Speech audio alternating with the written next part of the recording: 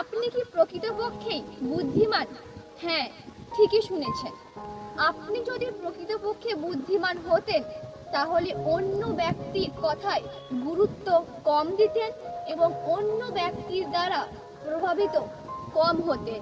কারণ প্রকৃতি আপনাকে স্বাভাবিকভাবেই কিছু ক্ষমতা দিয়ে পাঠিয়েছে, যেই ক্ষমতার দ্বারা আপনি ভালো মন্দ, উচিত অনুচিত, ঠিক ভুল এগুলো বুঝতে পারেন।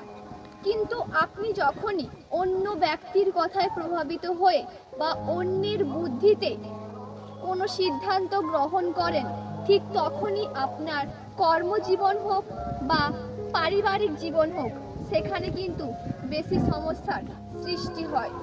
আপনি কিন্তু নিজ হাতেই আপনার প্রাকৃতিক গুণগুলোকে নষ্ট করে ফেলছেন।